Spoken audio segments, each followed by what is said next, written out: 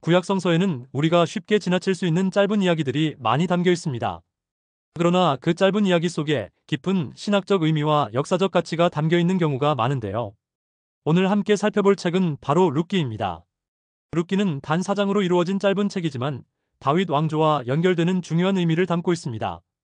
지금부터 그 이야기를 함께 살펴보시죠. 1. 내용 소개 및 줄거리. 룻기는 유대 땅 베들레헴에서 시작하는 이야기로 한 가정에서 일어난 사건을 다루고 있습니다. 흉년이라는 어려운 상황 속에서 한 가정이 새로운 땅으로 이주하게 되는데요. 이 과정에서 시어머니 나오미와 며느리 룻의 이야기가 중심이 됩니다. 이 이야기는 단순한 가족의 이야기가 아니라 신앙과 역사적 연결성에서 큰 의미를 지닙니다. 흉년이 든 베들레헴. 엘리멜렉이라는 사람이 아내 나오미, 두 아들 말론과 기론을 데리고 모압 땅으로 이주합니다. 이들은 모압에서 정착하며 두 아들은 각각 모압 여성인 오르바와 룻을 아내로 맞이합니다. 하지만 불행히도 남편 엘리멜렉과 두 아들 모두 세상을 떠나고 나오미와 두 며느리만 남게 됩니다. 가장의 부재로 남겨진 이 가정은 큰 어려움에 처하게 됩니다. 나오미는 결국 고향 베들레헴으로 돌아가기로 결심하고 두 며느리에게 각자의 길을 가라고 권합니다. 오르바는 고향으로 돌아가지만 룻은 나오미를 떠나지 않겠다는 의지를 보입니다. 룻은 이렇게 말하죠. 어머니를 떠나며 어머니를 따르지 말라고 강권하지 마옵소서. 어머니께서 가시는 곳에 나도 가고 어머니께서 머무시는 곳에 나도 머물겠나이다. 어머니의 백성이 나의 백성이 되고 어머니의 하나님이 나의 하나님이 되시리니. 룻의 이 말은 단순한 가족 간의 충성을 넘어서 그녀가 나오미의 신앙을 받아들이겠다는 의지의 표현이기도 합니다. 그리고 이 선택이 다윗 왕조로 이어지는 놀라운 하나님의 계획 속에 포함됩니다. 역사적 배경. 룻기의 이야기는 사사들이 치리하던 때라는 배경에서 시작됩니다. 이 시기는 이스라엘이 왕정을 갖기 이전 각 지파를 다스리는 사사들에 의해 통치되던 시기인데요. 국가적으로 혼란이 많았고 주변국과의 전쟁과 기근이 빈번했던 때였습니다. 룻기는 흉년이라는 시대적 배경 속에서 시작되며 모압이라는 이방 땅으로의 이주라는 선택을 보여줍니다. 당시 모압은 이스라엘과 자주 갈등을 겪던 이방 민족의 땅이었습니다. 이 이야기를 통해 당시 유대인의 삶이 얼마나 힘들었는지 그리고 생존을 위해 선택할 수밖에 없었던 이주의 배경을 엿볼 수 있습니다. 하지만 룻기의 또 다른 중요한 역사적 배경은 그 마지막에 나오는 계보에 있습니다.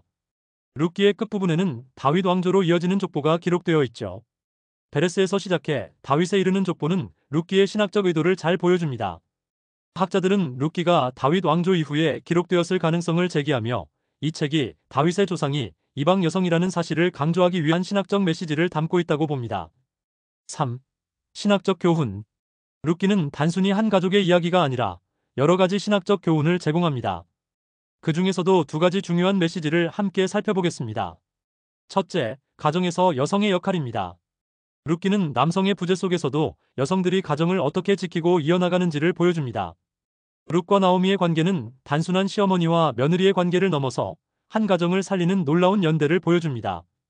룻의 헌신과 충성은 단순히 나오미를 향한 것이 아니라 그녀가 선택한 새로운 신앙과 새로운 삶에 대한 충성이라고 할 수 있습니다. 둘째, 편협한 국수주의에 대한 경계입니다. 룻은 모압 출신의 이방인이었지만 그녀의 헌신은 이스라엘 민족과 신앙의 가치를 그대로 받아들이는 모습을 보여줍니다. 이를 통해 룻기는 이스라엘 민족이 혈연만이 아니라 신앙과 삶의 자세로도 하나님의 백성이 될 수 있음을 강조하고 있습니다. 4. 인간관계와 신앙의 힘. 룻기에서 특히 주목할 만한 점은 다양한 인간관계 속에서 신뢰와 사랑이 어떤 역할을 하는지를 보여준다는 것입니다. 예를 들면 시어머니와 며느리 간의 관계, 부유한 지주 보아스와 가난한 룻의 관계, 같은 혈족 간의 관계 등입니다. 룻기에서 이 모든 관계는 상호 신뢰와 헌신을 통해 갈등 없이 해결됩니다. 인간관계 속에서 하나님의 섭리가 어떻게 역사하는지를 보여주는 좋은 사례라고 할 수 있습니다. 5. 다윗 계보의 신학적 의미. 룻기의 마지막에는 베레스에서 시작해 다윗으로 이어지는 계보가 기록되어 있습니다. 이 계보는 룻기의 핵심 신학적 메시지를 담고 있습니다. 다윗 왕조의 조상이 이방 여성 룻이라는 사실은 하나님의 구속 계획이 특정 민족이나 혈통에 국한되지 않음을 보여줍니다. 이 계보는 단순히 역사를 기록한 것이 아니라 다윗 왕조의 신학적 정당성을 강조하고 이방인도 하나님의 구속 계획에 포함될 수 있음을 보여줍니다. 룻기는 단순히 한 가족의 이야기처럼 보이지만 그 속에는 신앙과 헌신, 그리고 하나님의 섭리가 녹아 있습니다. 이 책은 우리에게 신앙의 본질이 무엇인지, 그리고 가정과 공동체에서 우리가 어떤 역할을 해야 하는지를 깊이 생각하게 합니다.